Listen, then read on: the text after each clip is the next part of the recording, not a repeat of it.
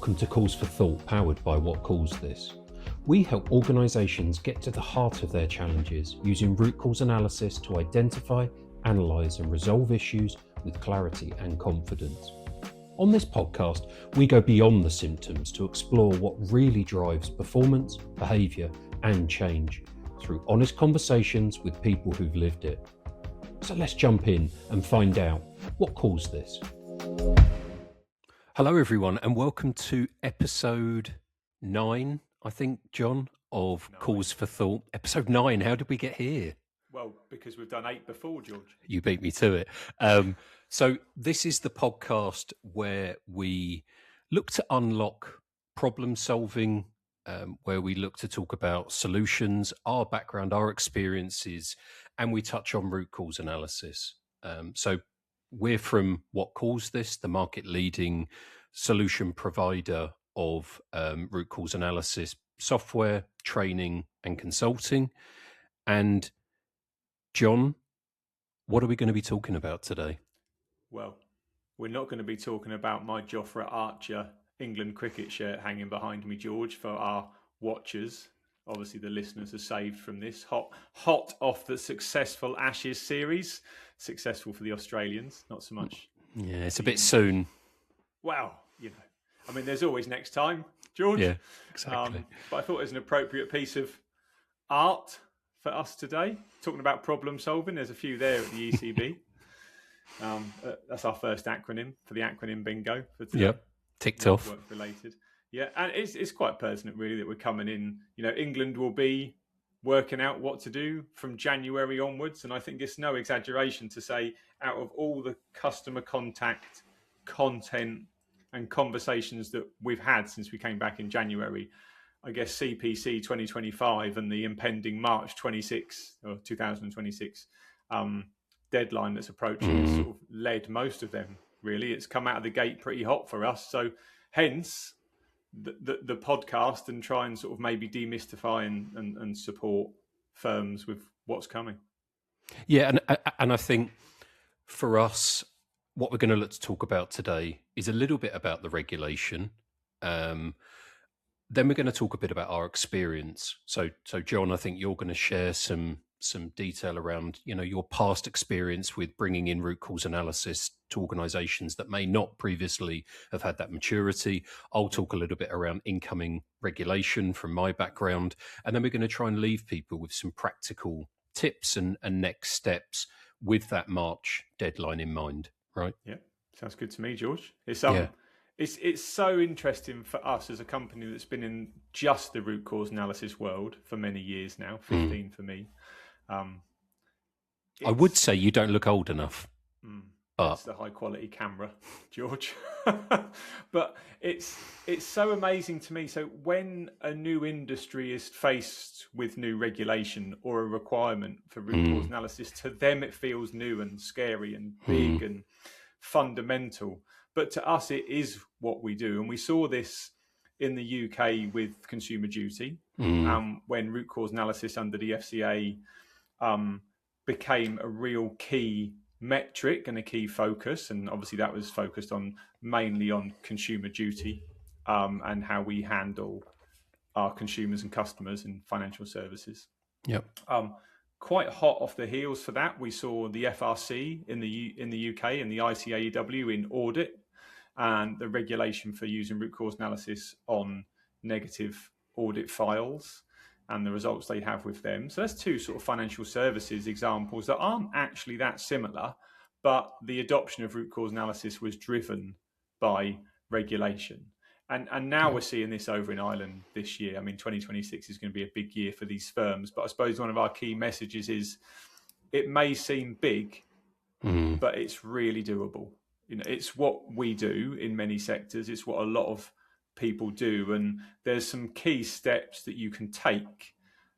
I think probably if we even forget the Central Bank of Ireland and think about the positive effect it will have on the organisation and the consumers, there's things that we can help with and we're comfortable working with. And I think by nature, the CBI will then view your firm, your actions, your processes positively. Yeah. And having that first mover advantage and being kind of front of the pack is only ever going to be viewed positively by a regulator, right? And we'll come to kind of more detail around regulatory implementation, as we kind of get through this. But I guess for anyone listening into this and looking to understand a bit about what's coming, CPC 2025 is clearly quite broad ranging. It's not confined to root cause analysis. So for any financial services firms that are under the remit of the Central Bank of Ireland, see how I avoided the acronym there, John? You don't like the bingo. No, quite. My understanding, and maybe you can help fill in some blanks here for me and for others, John, is that the need, the specific requirement for root cause analysis really lives across 4 key areas of the regulation, and that is complaints handling, consumer outcomes, operational resilience, and conduct and culture. Is there anything key you think I've missed there? No, nothing key that you've missed. But if you look at the regulation, it says they have to clearly demonstrate : what caused the issue. It's a good name for a company, by the way. Why was it allowed to occur, intentionally or unintentionally, and what has changed to prevent reoccurrence? And now all of those elements from the central bank across all those business areas and business functions that you talked about. And I think it's part of distilling it for people and going, your organizations are large and complex and your customer bases are, but to get this right doesn't have to be complex. And the guidance from the CBI is pretty good, to be honest. And I think probably they've benefited from being like second or third in financial services regulation when it comes to root cause analysis, advice and guidance. And I think it's a really solid approach they're taking. And I think it's going to be really beneficial for the firms, but you just got to get over that hump, I think. Yeah. And I think to your point around almost putting the regulation to one side is the importance of learning and the importance of that organizational memory that we often refer to, or the corporate memory. Yep. Because, and then tethering it back to the regulatory requirement, clearly the regulator is interested in minimizing and ideally, eradicating consumer harm, but also market contagion. So impact and damage that comes from something happening to an organization or group of organizations, then just spreading like wildfire. And part of that comes from learning, looking at what's gone wrong, and not just racing to find, write up the incident report and a couple of solutions and moving on, is really understanding what has happened, what are the system failures rather than the isolated things, and looking to mitigate those. And the best way to do that is through root cause analysis. Yeah, and I think it's really important for firms to realise that they probably are doing root cause analysis now, but they may not even call it root cause analysis in the firm. And it probably isn't at the standard that the CBI want it to be as part of CBC 2025. Some will be outliers. You always get great performers where the regulation comes in and goes, we've got that bit nailed, don't need to worry about that. And they probably have. 95% of them haven't. But if they have a spreadsheet with macros and drop downs as part of their incident login and improvement process, if they have an isolated lessons learned storage area in their business, but with no real discipline or linking back to the incidents, the events, or other incidents, events in the business, they are still doing it, but they're not doing it to a stage where I believe it's acceptable in 2026, and that then the CBI will deem it acceptable from 2026 onwards. I don't believe there's going to be this big mic drop moment on the 1st of March 2026 when you've got experience of this, George, when regulation comes in. But I believe they want to see a preparedness and a plan, and that has to be technology based. You talked about these contagions. If you don't have a modern platform in your organization for the root cause analysis, you can't develop a corporate memory or a lessons learned program, because even your great work is still siloed. And so it's people taking those positive steps. But of course, my experience is only root cause analysis, George. You've been in financial services organisations at point of regulatory change or implementation, how do you sort of see the March date and everything after that? It's a really good question. So for me, I've probably worked on 5 or 6 major pieces of regulation, implementation of regulation in my career. And through that, I think I've picked up some kind of key learnings, and all of them are quite uniform, actually. You touched on a really good one, John, right at the top of this discussion around kind of optics with the regulator. So what do I mean by that? So I think there is an element of understanding with a regulatory authority where an organization can show preparedness, that they have a plan, and crucially, where that plan might have some holes in it, some gaps in it, some things that need to be addressed after kind of what we refer to as day one. So the implementation go live date. So you might have a remediation book of work that might extend out for days, weeks, months, whatever it is. It's a very different conversation going to a regulator saying, we're not quite going to be ready for day one, but we know that by this date, we need to do these things. It's owned by this individual, this team. It looks like this, it feels like this, and we're going to keep you regularly updated, versus we're not going to be ready for day one, full stop. That's a pretty awkward silence, having that conversation. It is, and I think the combination of us and the professional services firms that we work with in Ireland, I think all of those bumps can be smoothed out if the opening conversations are correct and they're not too panicked, I guess, because there's definitely things that the firms will be doing that probably satisfy a base level of regulation. But as that regulation evolves, as the complexity of their products, services, and customer engagements evolves, well, the solution would need to move with that. And part of CPC 2025 is the sort of requirement or the guidance around linking causes of these events, negative events, to governance or culture or incentives that are within the business. And you have to have that data set, that central area, that sort of dynamic learning that happens in a web-based platform to be able to do those bits, maybe without additional staff or additional effort, because modern platforms should help you with that data and the reporting off the back of your activity, the activity you're arguably doing to comply, but it is actually an improvement for the business. I think, these businesses are going to hopefully make more money. They're going to retain their best staff and they're going to have better customer success and sort of 5-star reviews on the things that they really care about by putting this in place. So it is driven by regulation, but I think it's also based on all the good things that businesses genuinely care about. And just to build on that, that actually really nicely ties to the second point I was going to make. So it's around, often when regulation comes in and you're approaching a date, everyone has, high moments of stress and tension, and understandably so, because it's mandatory change and you don't want to be seen to be falling behind and definitely not being non-compliant. But actually, I always try and encourage organizations to sometimes flip their view of regulation. And you touched on it quite nicely, John. It can be a competitive advantage. Yeah. So, we met recently with a client and conducted a live RCA, right? And part of the conversation was around, if we do this really, really well, we're going to look fantastic to our clients, that we can go to them and say, yep, there's been an incident, there's a risk, there's an error, but this is the analysis that we've done.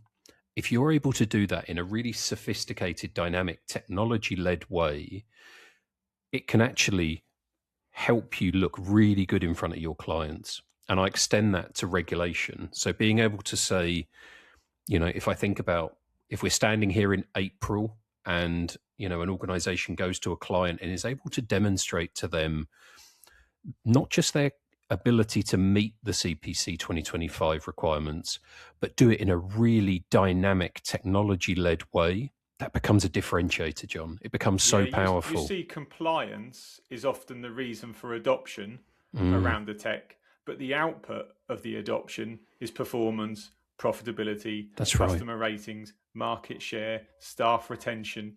Compliance was the reason you did it. Compliance isn't the outcomes you get from that. Yeah. And I think that is our role in this.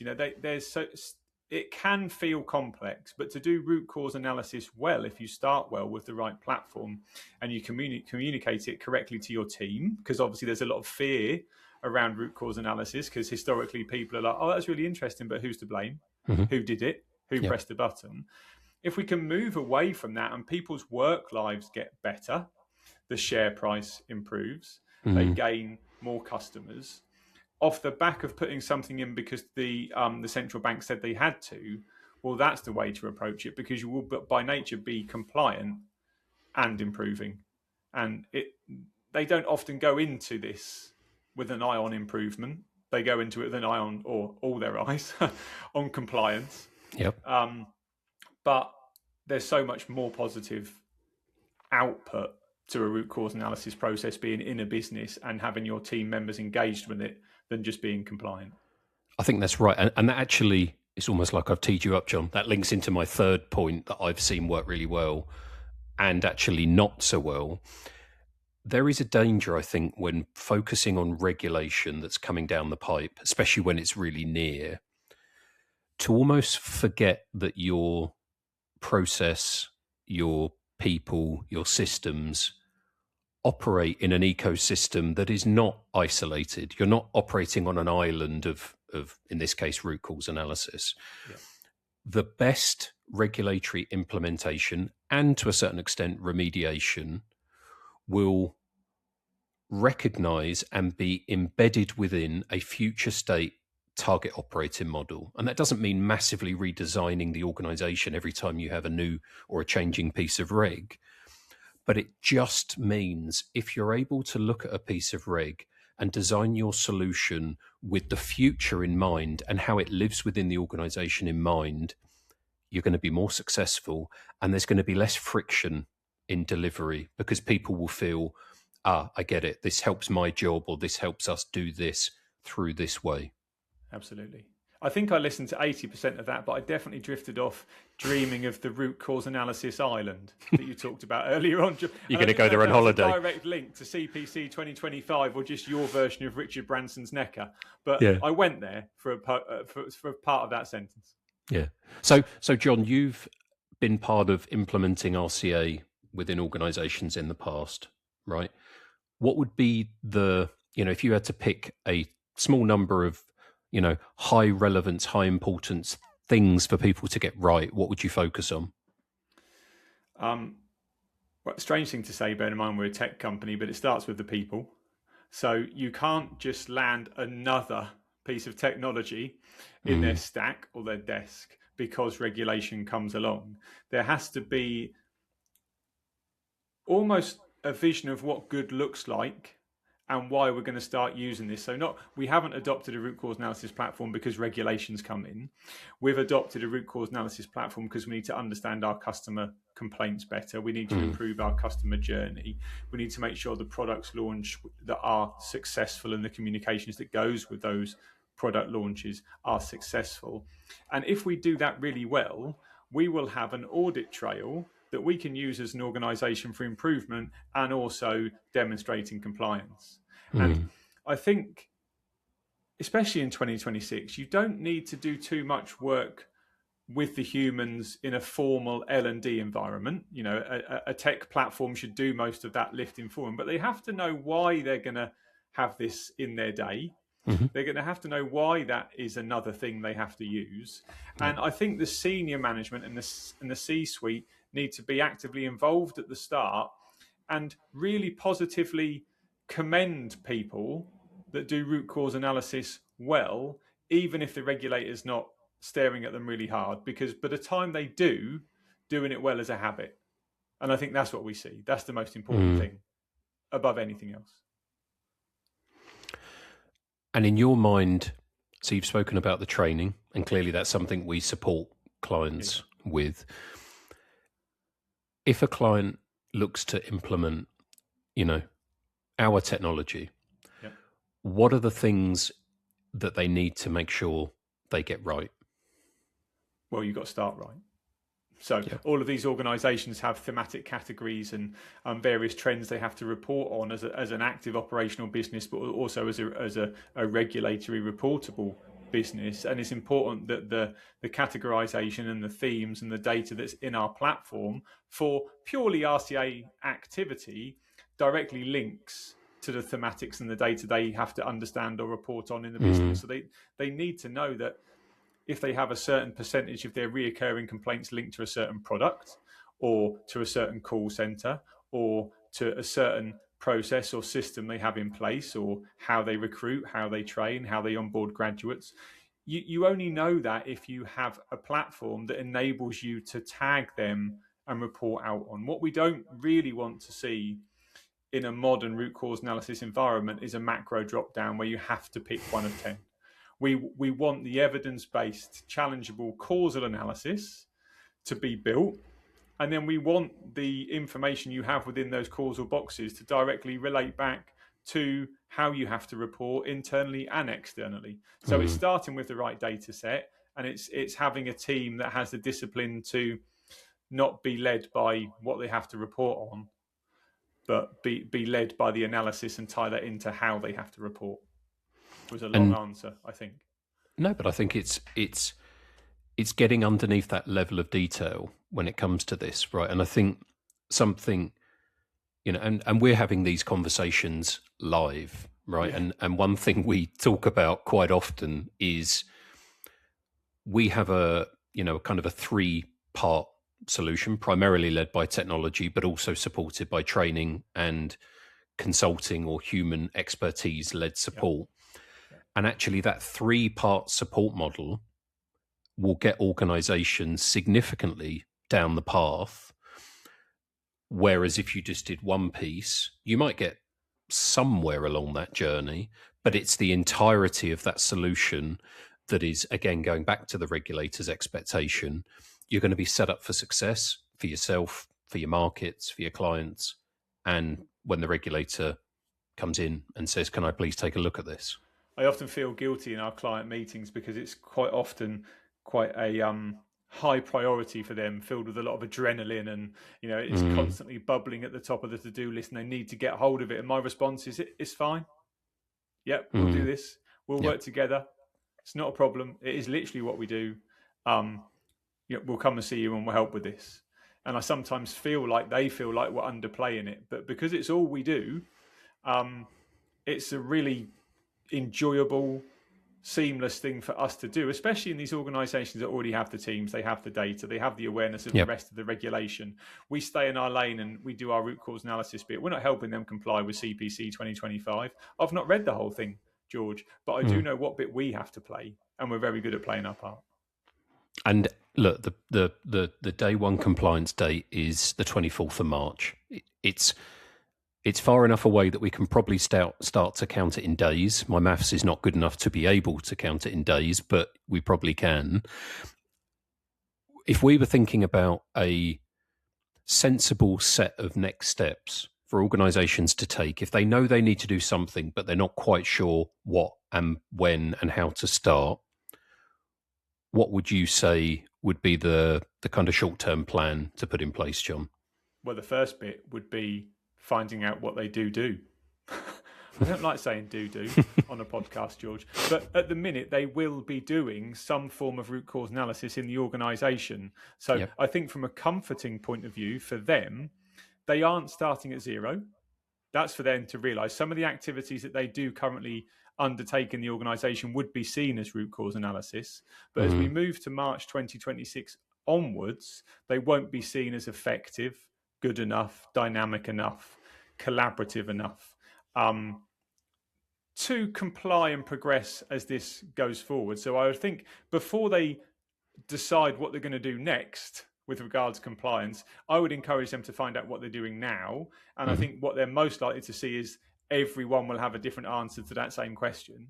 If you ask certain departments, they'll go, oh yeah, we do RCA. Oh great, show me. Word document. Someone else. Okay, show me. Excel spreadsheet. Yeah. Someone else, well, we do post-it notes occasionally on a wall, and they're all okay, and they're all incredibly valid, but you have to know who in the organization does it and what they class it to be before you have that starting point. And of course, that's commonly where we get involved, and we help people aggregate that, get some commonality around the language, and then identify a start point. We clearly are a tech company, but there's a little bit of work to do before you just press deploy on tech, I think. And from a comforting point of view, from the senior people in these financial services, they definitely will be doing more than they think, but maybe not classified as root cause analysis in the traditional way.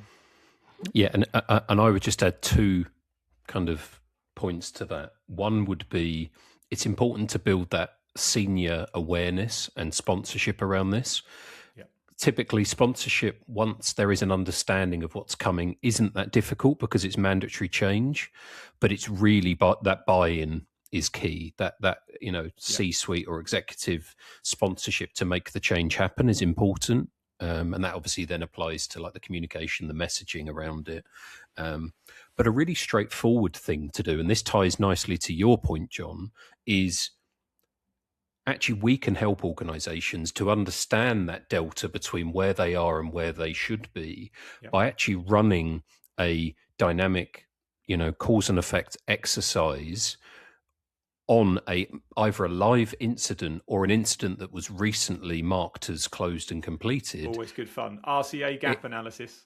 It's we refer to them as light bulb moments, right? You can be in a room virtually or in person with people going through our methodology and using our software and actually showing people kind of what they could end up with if they had a solution like ours that doesn't take a great deal of kind of effort to get there, but what it is able to then demonstrate, and it helps with the business case to change how you do things, is that delta between what's done today versus the art of the possible. That's right. I'm just going to go back to another do thing here, George. As long as it's not a do-do.